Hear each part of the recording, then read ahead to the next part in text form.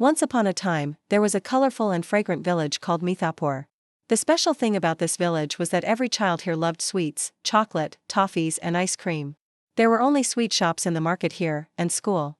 Children were given chocolate as a reward for their homework, but the rarest secret of this village was the chocolate castle, which was hidden in a forest behind distant mountains.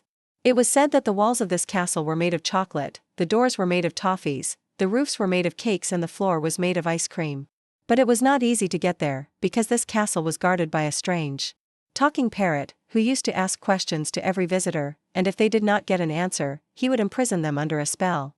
The story had two main characters, Jamshed and his younger sister Lolly. Jamshed was a smart, clever boy of 12, and Lolly was a mischievous but brave girl of 7. Both were obsessed with seeing the chocolate castle. One day Jamshed decided, Lolly, we have to go to the castle. People are afraid of this talking parrot, but we are not. We are ready. Lolly laughed, and I will also make friends by giving the parrot a lollipop. Before setting off on their journey, they both met their grandmother. Grandma said, child, take 3 things with you on your journey: wisdom, compassion, and courage.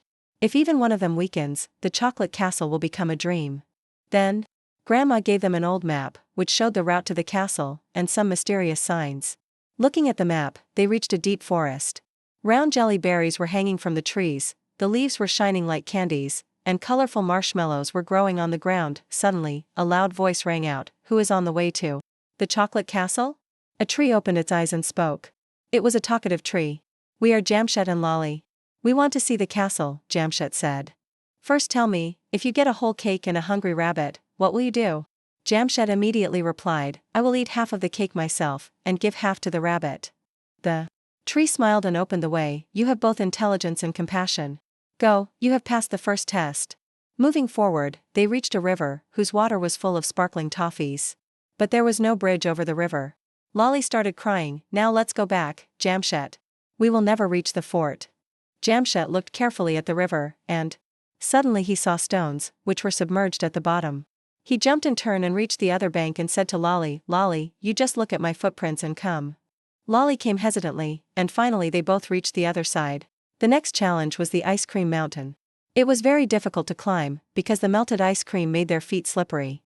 The icy balls falling from above, like Kandahari tote, repeatedly knocked them down. Jamshed took out the little magic blanket that Nanny Amma had given him from his pocket. As soon as he spread the blanket on the ground, he made a path on the mountain that was completely dry and safe. Come on, Lolly. Nanny Amma has given us the skill to survive this ordeal. Finally, they reached the front of the fort. The fort seemed like a dream filled with chocolate. But a playful voice echoed at the door, wait. Answer my questions first, then you can go inside. It was the same parrot talking. Its beak was blue. Feathers were bright green, and its eyes were shining. First question, if you have your favorite chocolate in front of you and your sister wants to take it, what will you do? Jamshed laughed and said, I will give it to my sister myself, because she is more precious to me than chocolate. The parrot laughed, very good. Second question, if you get a chance to eat all the sweets in the fort, but promise that you cannot share it with anyone, what will you do? Lolly said, we want to share. Eating alone is not fun. If that is the condition, then we will not go to the fort. The parrot was surprised, you are so brave and kind-hearted. Come, the door to the chocolate castle opens for you. The door opened, and a fragrant breeze blew in. Everything inside the fort was like a sweet dream. The walls were made of chocolate, the chandeliers of jalebis, the curtains of rose petals, and the sofas were like raisins. On one side sat the chocolate king of the fort, who was once a human but had become the guard here after learning the secret of chocolate. Child, you have passed all the tests with your heart, mind, and courage. Now you have a choice. Do you want to stay here forever? Or do you want to go back to Mathapur and share the sweetness with everyone in your world? Jamshed and Lolly looked at each other, and Lolly said, we want to go back. We want to share our sweetness with everyone. The king laughed and said, very well. Now I will give you a gift that will never end.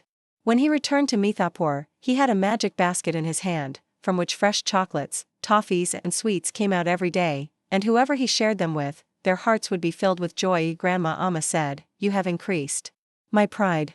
With intelligence, compassion and courage, any fortress can be conquered.